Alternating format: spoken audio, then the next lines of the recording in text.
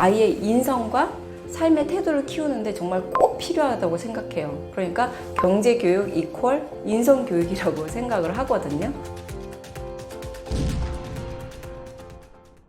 경제교육할 때 기부를 가르쳐야 하는 이유가 있나요?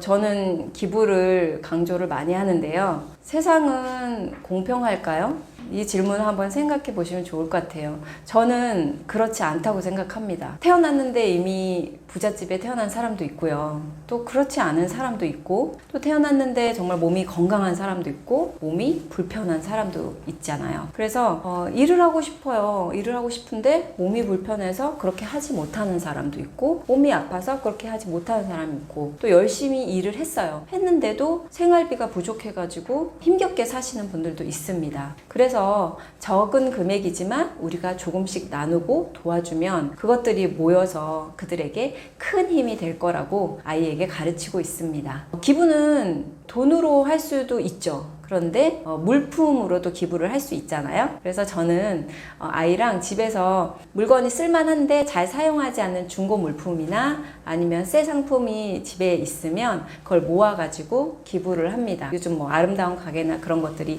집 주변에 있으니까 거기 가서 기부 영수증도 끊고 그런 것들도 이제 보여주는 거죠. 그리고 또 머리카락을 길러서 백혈병 환자를 위해서 가발을 만들거나 기부할 수도 있고요. 또 내 재능을 기부할 수도 있겠죠. 저는 그 아름다운 가게 본사에 가서 어려운 친구들을 위해서 무료로 이제 경제 강의를 한 경험이 있습니다. 그리고 또 겨울에는 아이랑 함께 연탄 나르기 봉사를 하기도 합니다. 기부가 돈으로만 하는 줄 아셨죠? 기부가 정말 종류가 다양합니다. 그래서 이 중에서 아이가 하고 싶어 하는 거 하나 선택해서 한 가지라도 실천해 보셨으면 좋겠습니다. 아이에게 돈의 가치를 알려준 가장 중요한 순간을 꼽아주신다면요? 제가 경복궁에 가려고 아이랑 지하철을 타고 또 목적지에 이렇게 다 와서 내렸는데요. 이제 어린이용 지하철은 보증금이 있거든요. 그래갖고 그걸 반납하려고 갔는데 아이가 갑자기 기부를 하고 싶다는 거예요. 그래서 무슨 기부? 라고 했더니 모금함이 따로 있더라고요. 그래서 모금함을 자세히 읽어봤더니 그 모금함에 모인 돈을 동네에 어려운 이웃들을 도와준다고 적혀 있었어요. 그래서 오케이 그래 거기다가 우리 기부하자 라고 하고 아이가 이제 지하철 탈 때마다 그 보증금을 기부를 하고 싶어 해서 보증금은 기부를 하고 있습니다. 그리고 또 어느 날은 이건 정말 제가 좀 감동을 받았었는데요. 어느 날 박물관을 같이 가고 있었는데 역 근처에 어떤 노숙자분이 계셨어요. 근데 저는 그냥 스쳐 지나갔는데 아이는 그 노숙자분을 뚫어져라 쳐다보고 있더라고요. 그래서 왜 그래? 라고 물어봤더니 엄마 우리는 너무 따뜻한 집에서 맛있는 거 먹고 너무 편하게 지내는 것 같아요. 근데 저 아저씨는 춥고 배고플 텐데 너무 불쌍해요. 저 아저씨 도와주고 싶어요. 라고 얘기를 하는 거예요. 이런 생각을 어떻게 했을까요? 그러니까 아이가 5살 때부터 투자 저축뿐만 아니라 기부에 대해서도 제가 여러 번 가르치고 강조를 했더니 마음이 따뜻한 아이가 되어 있더라고요. 그래서 워런 버핏한테 어떤 분이 물어봤대요. 경제교육을 3살부터 시켜도 되나요? 4살부터 시켜도 되나요? 했더니 이분은 이제 빨리 시킨다고 얘기를 했을 텐데 워런 버핏이 아니 그것도 늦어. 이렇게 얘기를 했대요. 그만큼 경제교육을 최대한 빨리 시키는 걸 강조했고요. 이런 에피소드들을 보면 경제교육을 왜 그렇게 강조했는지 알겠더라고요. 결국 아이를 위한 경제교육은 뭔가요? 저는 경제교육이 단순히 돈을 관리하는 기술을 넘어서 아이의 인성과 삶의 태도를 키우는데 정말 꼭 필요하다고 생각해요. 그러니까 경제교육 이퀄 인성교육이라고 생각을 하거든요. 그러니까 경제교육의 첫걸음은 그러니까 자신의 욕구를 조절하는 법을 배우는 거예요. 거기서부터 시작이고요. 그래서 그 과정에서 내가 쓰고 싶은데 참아야 되니까 자기 절제력과 또 책임감을 기르는 인성교육의 핵심이기도 하거든요. 아이들이 돈을 어떻게 쓰고 저축하고 나누는지 그 경험하는 과정에서 자연스럽게 공감 능력도 커지고요.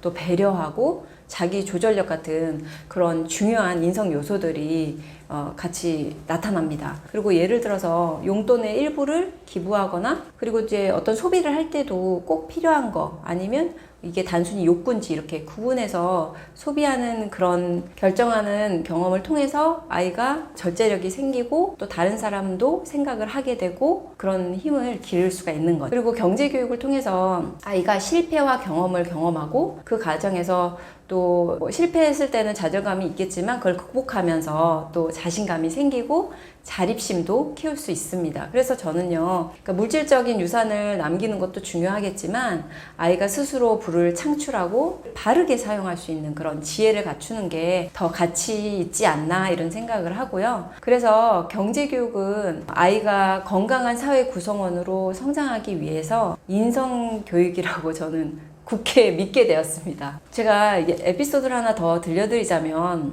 어느 날 제가 이제 여기 뿌리 염색이 해야 되겠더라고요. 머리가 좀 희끗해져가지고. 그래서 아이한테 엄마 염색해야 되는데 이렇게 얘기를 했더니, 엄마 그럼 염색하는데 얼마 들어요? 그러더라고요. 그래서 5만 원 그랬더니 아이가 그 다음날 편지하고 봉투를 내밀더라고요. 그래서 편지에는 염색 비용은 다 못 드리지만 이 돈이 적어도 받으세요, 이렇게 편지를 썼고요. 거기에 아이에겐 정말 큰 돈이었을 텐데 12,000원을 넣어서 줬더라고요. 그러니까 이게 단순히 돈을 넘어서 아이가 정말 소중하게 모았던 것, 그리고 따뜻한 마음을 받을 수 있어가지고 정말 큰 감동이었습니다. 그래서 돈을 가르치면요, 인성교육을 따로 할 필요가 없을 정도로 동시에 마음 교육이 되더라고요.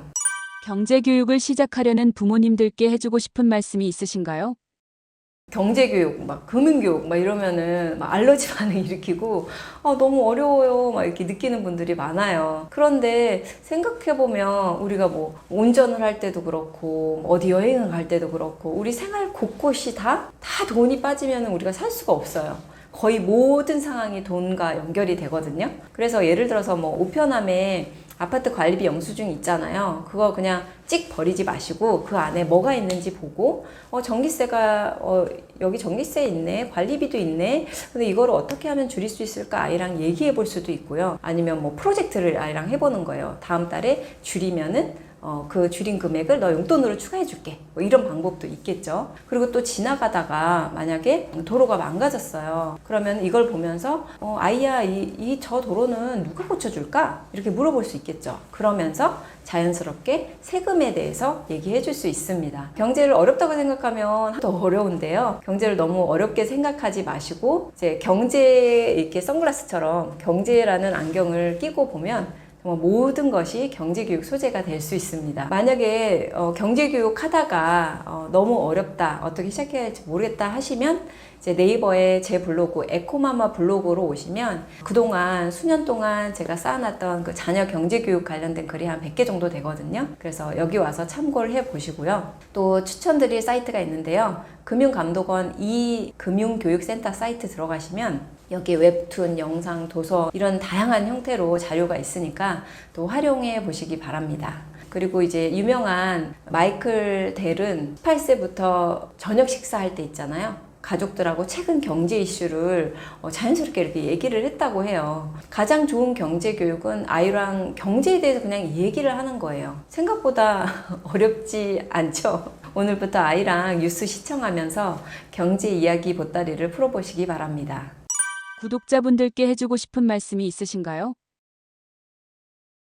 경제교육에 대해서 전반적으로 들어보셨는데 어땠나요? 생각보다 할만하시죠? 그래서 제가 아이에게 5살 때부터 교육을 시켜서 지금 거의 7년을 경제교육을 시켰는데요. 그 기반으로 나도 용돈으로 부자 될래요, 용돈 벌기와 또 그 번 돈을 어떻게 관리하는지 이렇게 시리즈로 책이 나와 있고요. 이 책은 이제 아이랑 부모님과 또 함께 경제를 쉽게 재미있게 배울 수 있고, 아마 이 책을 보면서 경제를 몰랐던 부모님들도 경제를 배울 수 있을 것 같고, 또 올바른 돈 습관을 만드는 데 기초가 될 것 같아요. 그 경제 지식을 단순히 이렇게 쌓는 게 아니고요. 챕터마다 아이들과 함께 활동을 해볼 수 있는 게 있어요. 막 그리기도 있고 뭐 만들어 볼 수 있는 활동들이 있기 때문에 이런 활동을 하면서 여러분이 자연스럽게 자연스럽게 경제 개념을 습득할 수가 있습니다. 돈을 모으는 거, 쓰는 거, 나누는 거 모두가 아이의 인성과 또 미래를 키우는 소중한 경험이 될 수 있습니다. 이 책이 여러분 가정에서 또 이 영상이 여러분의 가정의 작은 변화와 또 가정의 큰 성장을 가져다 주길 바라고요. 모두가 스스로의 힘으로 건강한 부자가 될 때까지 저 에코마마가 응원하겠습니다. 감사합니다.